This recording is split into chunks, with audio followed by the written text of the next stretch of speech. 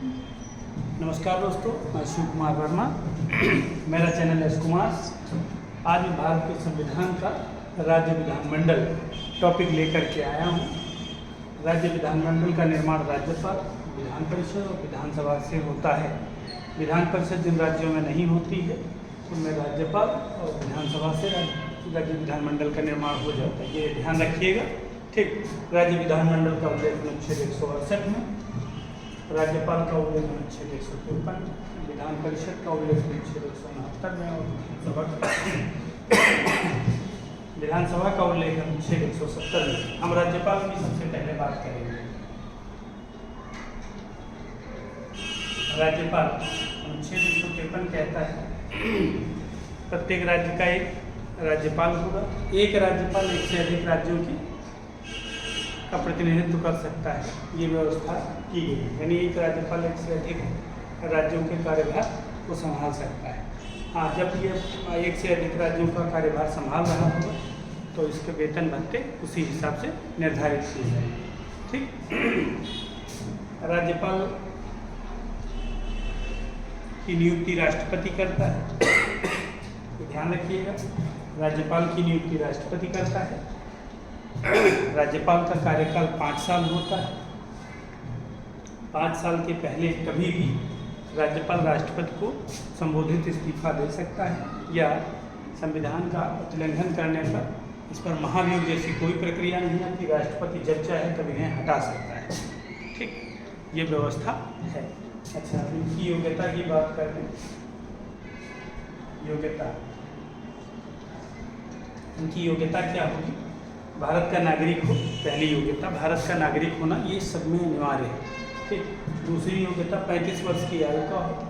तीसरी योग्यता विधानसभा का चुनाव लड़ने की योग्यता रखता हो, ठीक। चौथी योग्यता पागल दिवालिया ना हो। और 5वीं योग्यता लाभ के पद पर ना हो। इस तरीके से उसके अंदर जो मुख्य योग्यता है भारत का नागरिक होना, 35 वर्ष की आयु का होना और विधानसभा का चुनाव लड़ने की जो योग्यता रखना, ये महत्वपूर्ण योग्यता है, ठीक। राज्यपाल नियुक्त हो गया और उसके बाद उसे शपथ कौन दिलाएगा? उस राज्य के उच्च न्यायालय का मुख्य न्यायाधीश उसे शपथ दिलाएगा। उस राज्य के उच्च न्यायालय का मुख्य न्यायाधीश राज्यपाल को शपथ दिलाता है। शपथ दिलाने के बाद क्या होगा? ठीक, ये अपने कार्यभार को संभाल लेंगे, ठीक। अच्छा, इनके कार्य क्या हैं? राज्यपाल के कार्य भी देखेंगे, ठीक। तो कार्यों में सबसे पहले हम देखते हैं विधानसभा में बहुमत दल के नेता को मुख्यमंत्री और मुख्यमंत्री की सलाह पर अन्य मंत्रियों की नियुक्ति राज्यपाल महोदय करते हैं। यानी विधानसभा में बहुमत दल के नेता को मुख्यमंत्री बनाएंगे और मुख्यमंत्री की सलाह पर अन्य मंत्रियों की नियुक्ति भी राज्यपाल महोदय करेंगे और उन्हें पद एवं गोपनीयता की शपथ भी दिलाएंगे। ये ध्यान रखना है, पद एवं गोपनीयता की शपथ अलग से दिलाई जाती है राज्यपाल महोदय द्वारा मुख्यमंत्री और उनकी मंत्रिपरिषद को।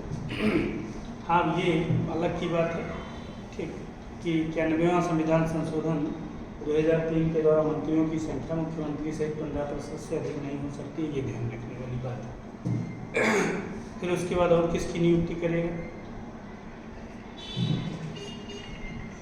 महाधिवक्ता की नियुक्ति करेगा, ठीक। राज्य लोक सेवा आयोग के अध्यक्ष एवं सदस्यों की नियुक्ति करेगा। हाँ, नियुक्ति ढेर सारी करेगा, ठीक। राज्य वित्त आयोग का गठन करेगा। राज्य में जितने भी संवैधानिक आयोग हैं उनका सबका गठन यही करेगा।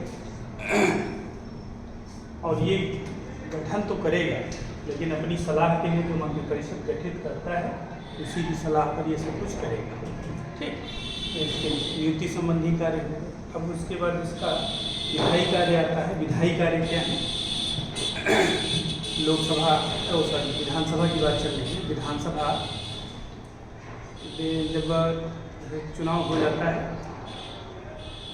चुनाव के बाद यदि कोई विधेयक बनना होता है या कुछ होता है, ठीक, सत्र बुलाना होता है, तो सत्र बुलाने का काम चुनाव के बाद और हर साल सत्र बुलाने का काम और सत्रावसान का काम वो राज्यपाल महोदय सत्र आहूत करेंगे और 17 अवसान करेंगे वो राज्यपाल महोदय करेंगे। ठीक, ये ध्यान रखिएगा। अच्छा, कोई विधेयक तब तक कानून नहीं बनेगा जब तक ये उस पर हस्ताक्षर नहीं करेंगे। यानी विधेयक यदि आया है, विधानसभा और विधान परिषद ने पास कर दिया है, तो ये कानून तब तक नहीं बनेगा जब तक ये हस्ताक्षर ना कर दें। ठीक, यदि बजट पेश होना है, विधानसभा के पटल पे बजट रखा जाएगा तब, जब राज्यपाल वित्त मंत्री को अनुमति देगा तब। यानी बिना राज्यपाल की अनुमति के वित्त मंत्री, राज्य का वित्त मंत्री बजट नहीं पेश कर सकता है। ठीक, ये उनका एक विधायी कार्य है।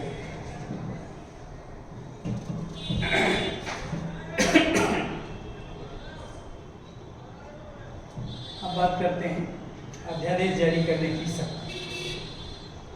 अनुच्छेद 213, राज्यपाल अनुच्छेद 213 के अंतर्गत अध्यादेश जारी कर सकता है। ठीक, अध्यादेश कब जारी करेगा? अति आवश्यक कानून बनाना यदि अति आवश्यक है, तो ये बहुत ज़रूरी कानून बनाना। ठीक, और सत्र ना चल रहा हो तो ऐसी स्थिति में राज्यपाल अध्यादेश जारी करके कानून बना सकता है। उसके द्वारा नियम बनाए गए कानून वही मान्यता रखते हैं जो मान्यता हमारे संविधान में उल्लिखित कानून रखते हैं। बस अंतर ये है कि इन्हें नया सत्र प्रारंभ होने के 42 दिनों के अंदर दोनों सदनों में पारित हो जाना, यदि विधान परिषद है तो दोनों सदनों में, वैसे विधानसभा है तो विधानसभा में पारित हो जाना आवश्यक है। यदि पारित हो जाए तो फिर वो कानून बन जाता है। उसे वैसे ही अधिकार प्राप्त हो जैसे जैसे संविधान में अन्य कानून होते वही उसी तरीके से। ठीक, तो ये अध्यादेश जारी करने की शक्ति है। फिर ये क्षमादान की भी शक्ति है। अध्यादेश जारी करते हैं अनुच्छेद 213 के अंतर्गत, और ये क्षमादान की शक्ति रखते हैं अनुच्छेद 161 के अंतर्गत। अब ये क्षमादान किसको कर सकते हैं? देखिए, ये मृत्युदंड है। हाँ, जैसे राष्ट्रपति की क्षमादान शक्ति होती है वैसे ही, ठीक है, अनुच्छेद 71 में क्षमादान की शक्ति है। ठीक, तो वैसे ही 161 में इनकी क्षमादान की शक्ति है। तो ये इनकी क्षमादान की शक्ति का है। ठीक, ये कैसे क्षमा करेंगे किसी को? ये यदि मृत्युदंड ना दिया गया हो, उम्र कैद दी गई हो, ठीक, और सेना के न्यायालय द्वारा सजा ना दी गई हो, यानी उच्च न्यायालय या उच्चतम न्यायालय के द्वारा सजा दी गई हो, बस वो मृत्युदंड ना हो, भले उम्र कैद हो, तो उसे कम कर सकते हैं, उसे माफ़ कर सकते हैं। ठीक, हालांकि सुप्रीम कोर्ट इस पर राज्यपालों को फटकार भी लगा चुकी है।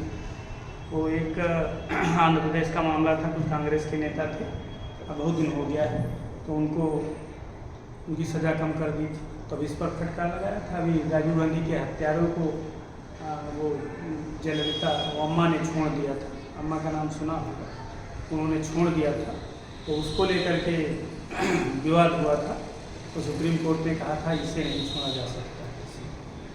तो ये काफ़ी विवादित बात रही है। राज्यपाल महोदय माफ़ीनामा देते हैं, विवादित बात है। खैर चलिए, तभी कुल मिला के राज्यपाल के ये कार्य है। ठीक, इतना राज्यपाल कार्य करता है। तो ये सारे कार्य कैसे करेगा? मंत्रिपरिषद की सलाह पर करेगा। अब अगली चर्चा हमारी विधान परिषद पर को लेकर के। ठीक, अनुच्छेद 169 में कहा गया कि राज्य की विधान परिषद हो, तो विधान परिषद क्यों होगी? ठीक, यदि नहीं है तो कैसे बनाई जाएगी, है तो कैसे ख़त्म की जाएगी, इस पर चर्चा। और विधान परिषद में सदस्यों की संख्या कितनी हो सकती है? तो सबसे पहले सदस्यों की संख्या कितनी हो सकती है? विधान परिषद में सदस्यों की संख्या विधानसभा का 1/3 हो सकती है और न्यूनतम 40 हो सकती है। 40 से कम नहीं हो सकती है और अधिकतम विधानसभा का 1/3 हो सकता है। उत्तर प्रदेश की विधान परिषद सबसे बड़ी विधान परिषद है। ठीक, जिसमें 100 सदस्य हैं। वर्तमान में विधान परिषद हैं कितने राज्यों? वर्तमान में 6 राज्यों में विधान परिषद है।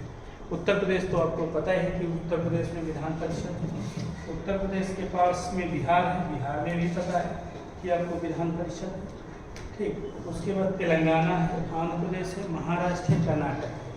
तेलंगाना, आंध्र प्रदेश, महाराष्ट्र, कर्नाटक, उत्तर प्रदेश, बिहार, इन 6 राज्यों में विधान परिषदें वर्तमान में मौजूद हैं। ठीक, यदि हमने ये बात की थी विधान परिषद कैसे गठित की जाए, किसी राज्य में विधान परिषद गठित करना है तो उस राज्य की विधानसभा 2/3 बहुमत से प्रस्ताव पास करके संसद के पास भेज दे और संसद साधारण बहुमत से उस प्रस्ताव को, संसद के दोनों सदन साधारण बहुमत से उस प्रस्ताव को पास कर दे, राज्य में विधान परिषद का गठन हो। यदि किसी राज्य को विधान परिषद समाप्त करनी है तब भी विधानसभा 2/3 बहुमत से प्रस्ताव पास कर दे समाप्त करने का, और लोकसभा राज्य संसद के दोनों सदन जिसे कहते हैं वो इस प्रस्ताव को साधारण बहुमत से पास कर दे, विधान परिषद समाप्त हो जाए। तो विधान परिषद बनने और समाप्त होने में कोई बड़ा समस्या नहीं। ठीक, ये इस टाइप का क्वेश्चन प्रथम कारण में भी पूछता है, यदि शायद किसी एग्जाम में पूछा भी गया है तो इसे थोड़ा सा ध्यान रखिएगा। विधान परिषद कैसे गठित होती है और कैसे इसका समापन होता है। अच्छा, विधान परिषद एक स्थायी सदन है, इसे स्थायी सदन कहते हैं, स्थायी सदन। ठीक, ये उच्च सदन है, ये द्वितीय सदन है। ठीक, तो विधान परिषद सेम राज्यसभा जैसा होता है। तो विधान परिषद के सदस्यों का कार्यकाल होगा, विधान परिषद का कार्यकाल नहीं होता। विधान परिषद एक स्थायी सदन है तो इसका कार्यकाल सदैव चलता है। तो उनके सदस्यों का कार्यकाल 6 वर्ष होता है। सदस्यों का कार्यकाल कितना होता है? 6 वर्ष होता है। 6 वर्ष बाद ये सारे रिटायर हो जाएंगे तो विधान परिषद भंग हो जाएगी। तो ये व्यवस्था की गई है कि प्रत्येक 2 वर्ष बाद 1/3 सदस्य रिटायर होंगे और 1/3 निर्वाचित कर लिए जाएंगे। यानी प्रत्येक 2 वर्ष बाद 1/3 सदस्य निर्वाचित होते हैं। ये व्यवस्था की गई है, ये चक्रीय क्रम चलता रहता है इस तरीके से। ये एक चक्रीय क्रम है। जैसे 2020 में मान लीजिए 1/3 सदस्य मनोनीत किए गए, नियुक्त किए गए, चुने गए तो 1/3 रिटायर हो गए। 2022 में 1/3 चुने गए, ठीक, और 1/3 रिटायर हो गए। ठीक, और 2024 में 1/3 चुने गए और 1/3 रिटायर हो गए।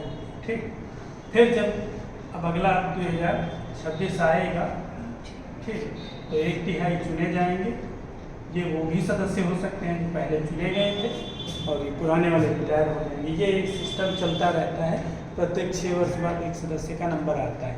ये व्यवस्था इनके कार्यकाल को लेकर के, सदस्यों का कार्यकाल 6 वर्ष, ठीक, और प्रत्येक 2 वर्ष बाद 1/3 सदस्यों का चुनाव होता है।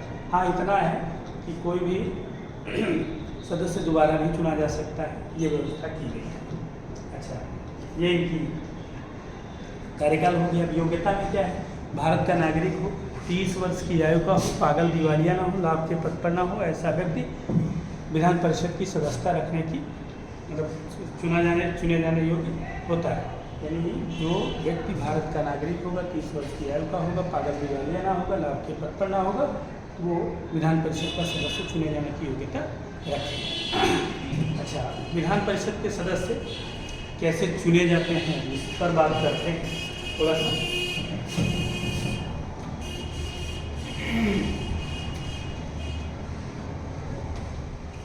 देखिए भाई, इसे मिटा देते हैं, सुनते हैं। फास्टिंग कर रहे हैं। 1/6 सदस्य राज्यपाल द्वारा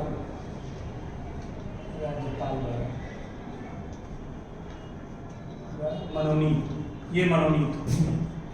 ठीक, ये मनोनीत होंगे। ये मनोनीत किस क्षेत्र में होंगे? मनोनीत किस क्षेत्र में होंगे? कला, विज्ञान, साहित्य, सामाजिक क्षेत्र,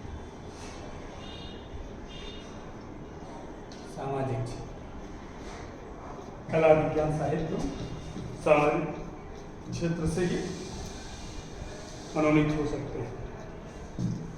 फिर उसके बाद 1/3 सदस्य राज्य की विधानसभा के सदस्यों द्वारा। राज्य की विधानसभा जो होती है, विधानसभा तो सब राज्यों में होती है भाई, जिनमें विधान परिषद है उसमें विधानसभा तो होगी। ठीक, तो उनके विधानसभा के सदस्य 1/3 सदस्यों को चुनते हैं। ठीक, 1/3 सदस्य राज्य की विधानसभा के सदस्यों द्वारा चुने जाते हैं। फिर उसके बाद 1/3 सदस्य स्थानीय निकाय के सदस्यों द्वारा, 1/3 सदस्य स्थानीय निकाय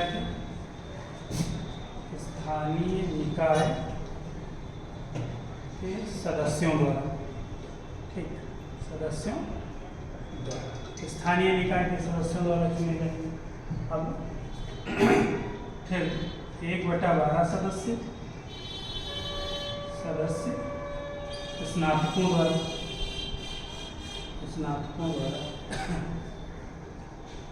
1/12 सदस्य। ये स्नातक कौन से होंगे? जो 3 साल के पुराने स्नातक हो गए होंगे, यानी स्नातक के 3 साल पूरे हो गए हैं और यदि वोट बनवाए हैं तो वो लोग अपना वोट डाल सकते हैं। 1/12 सदस्य शिक्षकों द्वारा। ये भी प्राइमरी के शिक्षक नहीं डाल सकते हैं, वो बाकी शिक्षक वो डाल सकते हैं, पर प्राथमिक स्तर के शिक्षकों को वोट देने का इसमें अधिकार नहीं है। उच्च एवं उच्चतम शिक्षा के शिक्षक जो है, जो 3 वर्ष पुराने हो गए हैं, वो लोग वोट डाल सकते हैं। तो इस प्रकार से इतने सदस्य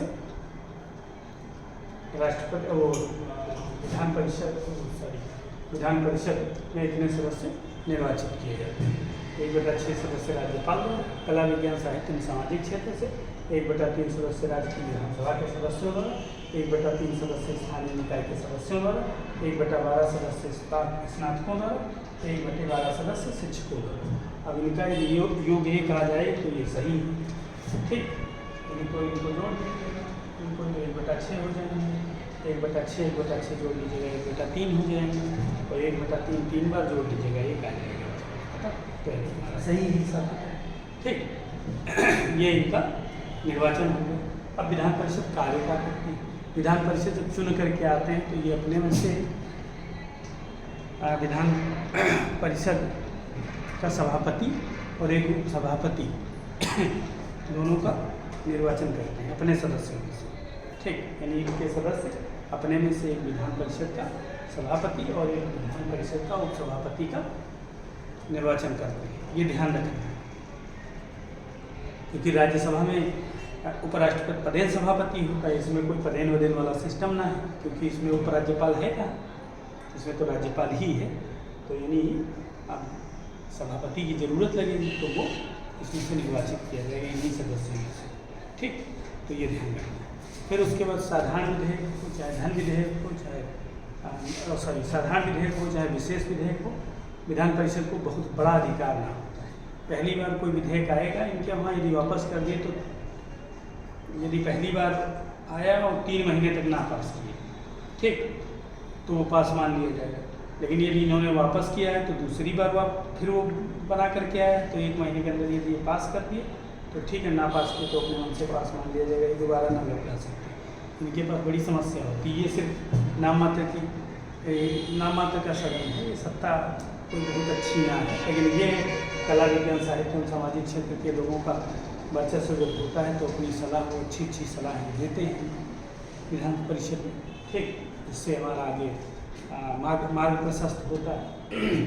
अच्छा, उसके बाद जो है ये सब कार्य करते हैं, अपने सभापति और ये सब बनाए गए, और फिर साधारण विधेयक और विशेष विधेयक पर बात की। अच्छा, धन विधेयक, धन संबंधी विधेयकों का क्या होता है? धन संबंधी जो भी विधेयक होते हैं उनमें 14 दिन का अधिकार इनके पास होता है।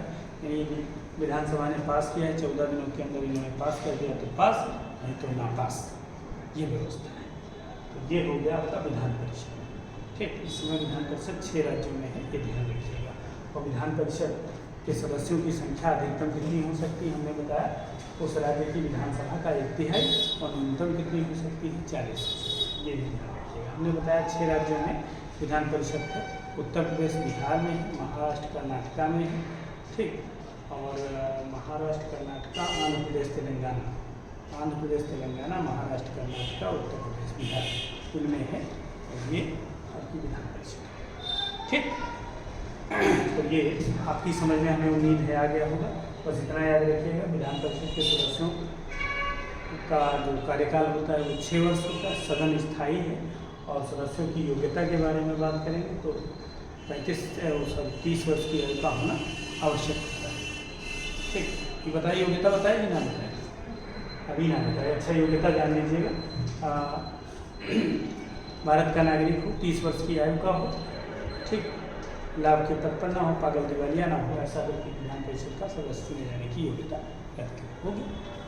अब चलते हैं विधानसभा की बात करते हैं। अनुच्छेद 170।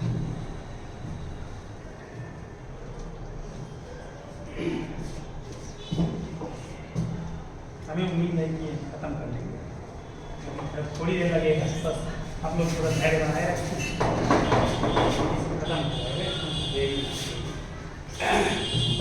विधानसभा की बात करते हैं।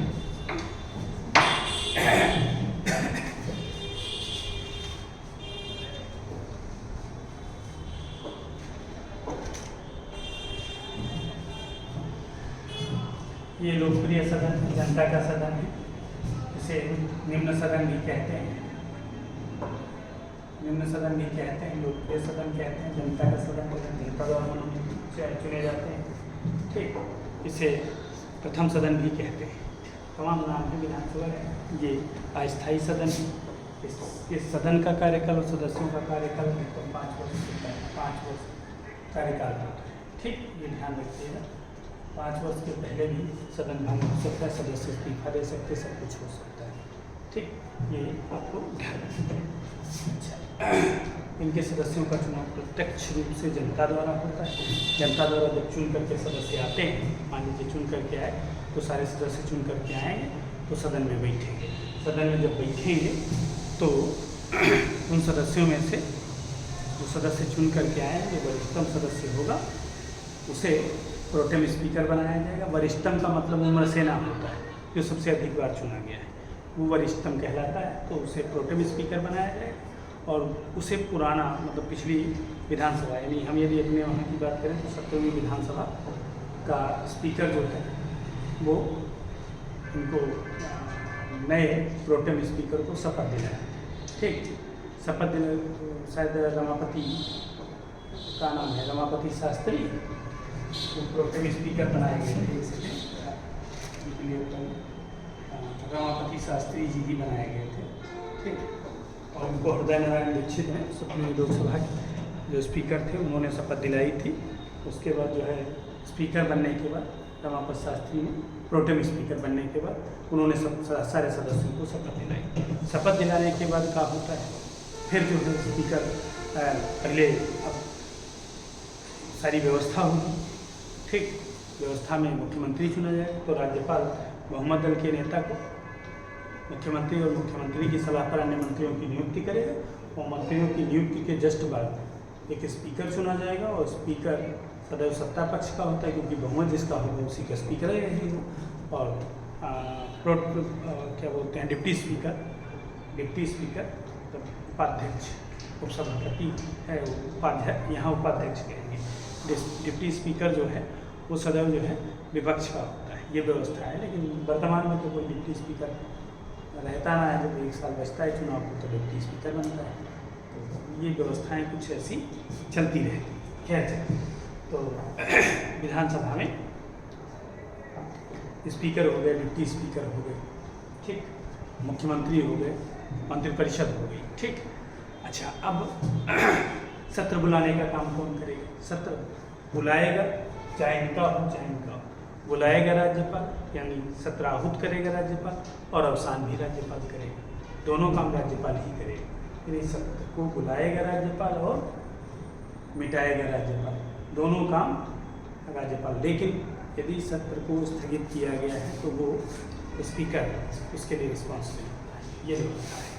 ठीक, अच्छा, चुन के आ गए हैं, सत्र बुलाया गया। सत्र बुलाने के बाद हमने बताया था मंत्री बनाए जाते हैं, तो मंत्रिपरिषद बनाई जाती है। मंत्रिपरिषद में मुख्यमंत्री होता है और मंत्री होते हैं। तो मंत्रियों की मुख्यमंत्री से संख्या कितनी हो सकती है? ठीक, 15% से ज़्यादा। उस सदन के सदस्यों का 15% से ज़्यादा नहीं हो सकती। ये ध्यान रखिएगा। जहाँ पर छोटी विधानसभाएँ हैं जिनकी सदस्य संख्या 60 से कम है तो वहाँ पर 12 हो सकते हैं अधिकतम, इससे ज़्यादा नहीं हो सकते। तो ये व्यवस्था कुछ की गई है मंत्रियों के बारे में। ठीक, ये ध्यान रखिएगा, मंत्री बहुत ज़्यादा ना जुआ भर मंत्री ना होंगे, जो है सिस्टम से मंत्री होंगे। ठीक, सिस्टम का अर्थ ये है कि पता लगा सब मंत्री है, मंत्री ज़्यादा मंत्री हो जाएंगे तब भी तो समस्या है। ठीक, भाई खर्चा सरकार पे बढ़ेगा, जब सरकार पे ज़्यादा बर्डन बढ़ेगा तो समस्याएं बढ़ जाएंगी। तो ऐसी स्थिति में सरकार पर बर्डन कम रहना चाहिए। ये व्यवस्था 91वें संविधान संशोधन 2003 के द्वारा की गई कि मंत्रियों, मुख्यमंत्री सहित मंत्रियों की संख्या 15% से ज़्यादा नहीं हो सकती। हाँ, मंत्री 3 टाइप के होते हैं। मंत्री कैबिनेट मंत्री होते हैं, राज्य मंत्री स्वतंत्र प्रभार होते हैं, राज्य मंत्री उप मंत्री होते हैं। जो कैबिनेट मंत्रियों की सहायता करते हैं वो उप मंत्री वाले राज्य मंत्री होते हैं, जिनका अपना खुद का प्रभार रहता है और वो छोटे मंत्रालय के मंत्री हैं, तो वो राज्य मंत्री स्वतंत्र प्रभार कहे जाते हैं। ठीक, 77 कई होते हैं, 73 होते हैं। ये चर्चा हम आपसे कर चुके हैं, लेकिन फिर से चर्चा कर लेते हैं क्योंकि लोकसभा में हमने चर्चा की थी। सत्र 3 होते हैं। एक होता है बजट सत्र, जो सबसे बड़ा सत्र होता है। ठीक, बजट सत्र सबसे बड़ा सत्र होता है। उसके बाद होता है ग्रीष्मकालीन सत्र। ठीक, ग्रीष्मकालीन सत्र को मानसून सत्र भी कहते हैं। उसके बाद होता है शीतकालीन सत्र। इस टाइप में सत्र 3 टाइप के होते हैं और 2 सत्रों के मध्य 6 महीने से ज़्यादा का अंतर नहीं हो सकता। अच्छा, कोरम बैठक के लिए न्यूनतम सदस्यों की संख्या तो बताएंगे, इससे ध्यान रखिएगा। कोरम या गर्भपूर्ति कहते हैं किसी भी सदन में बैठने के लिए उस सदन के सदस्यों का 1/10 या 10% जो भी हो संख्या होनी चाहिए बैठने के लिए। हाँ, यदि सदस्यों की संख्या 60 से कम है, उस सदन में 60 या उससे कम है, तो वहाँ पर एक व्यवस्था की गई। ठीक, जिन सदनों मतलब विधानसभाओं में 60 या उससे कम सदस्य हैं, तो वहाँ कोरम के लिए 10 सदस्य निर्धारित कर दिए गए हैं। ये व्यवस्था की गई, ये ध्यान रखिएगा। तो इस तरीके से कोरम हो जाता है और बैठक हो जाती है। अच्छा, आपको ये पता ही है कि विधानसभा को यहाँ पर सारे विधेयकों में एकाधिकार समझ लो, क्योंकि विधान परिषद साधारण और विशेष विधेयकों में मात्र 3 महीने का अधिकार पाती, बाकी कुछ ना है। बाकी सारा अधिकार विधानसभा का है। तो इस तरीके से ये आपकी विधानसभा, विधान परिषद और राज्यपाल। ठीक, तो इसके साथ में यदि एक टॉपिक और जोड़ना चाहें तो एक टॉपिक और जोड़ देते हैं, उसको हम जोड़ ही देते हैं। कोई ये ना होगी महाधिवक्ता, बहुत छोटा टॉपिक है, अनुच्छेद 165 महाधिवक्ता, क्योंकि वो विधानमंडल से ही संबंधित मान लेते हैं। महाधिवक्ता ई का होता है अनुच्छेद 165 में महाधिवक्ता का उल्लेख किया गया। ठीक, जैसे सेंट्रल में महान्यायवादी होता है, सेंट्रल में महान्यायवादी होता है, वैसे स्टेट में महाधिवक्ता होता है। सेंट्रल में महान्यायवादी की नियुक्ति राष्ट्रपति करता है, तो राज्य में महाधिवक्ता की नियुक्ति राज्यपाल करता है। ठीक, राज्यपाल नियुक्ति करता है। ये उच्चतम न्यायालय के न्यायाधीश चुने जाने की योग्यता वाले व्यक्ति होते हैं। बड़ा पहुँची चीज़ होता है। ठीक, ये दोनों सदनों में बैठ सकता है, सुन सकता है। ठीक, लेकिन सुन सकता है, बोल सकता है, लेकिन मतदान नहीं करता, क्योंकि सदन का सदस्य नहीं होता है, विधानसभा का सदस्य नहीं होता है। ये आपको ध्यान रखना है। अच्छा, एक चीज़ और इसमें ध्यान रखना है। ठीक, कि महाधिवक्ता साहब जो है राज्य सरकार के वकील होते हैं। ठीक, ये राज्य सरकार के क्या होते हैं? वकील होते हैं, ये अधिवक्ता होते हैं राज्य सरकार के। ठीक, तो राज्य सरकार को सलाह देने का काम यही करते हैं। सेंट्रल में सलाह देने का काम महान्यायवादी करता है। इस प्रकार से व्यवस्था की गई है। तो ये महाधिवक्ता हो गए, विधानसभा हो गई, विधान परिषद हो गए, राज्यपाल। अच्छा, एक चीज़ आप लोगों से रिक्वेस्ट करेंगे कि आप लोग जो है हमारे चैनल को ज़्यादा से ज़्यादा सब्सक्राइब करिए, ज़्यादा से ज़्यादा लाइक करिए, ज़्यादा से ज़्यादा शेयर करिए, ताकि हर तबके तक पहुँचे हमारा वीडियो। और आप लोग वीडियो को पूरा देखने का प्रयास करिए। आप लोग थोड़ा थोड़ा देख करके ठीक विश्वास जताइए कि आपको आने वाले एग्ज़ाम में लाभ होगा। ठीक, क्योंकि ये विश्वास बना पाना थोड़ा सा मुश्किल होता है। थोड़े समय तक आप हमें समय देंगे तो अच्छा कर जाएंगे। ठीक, जय हिंद, जय भारत।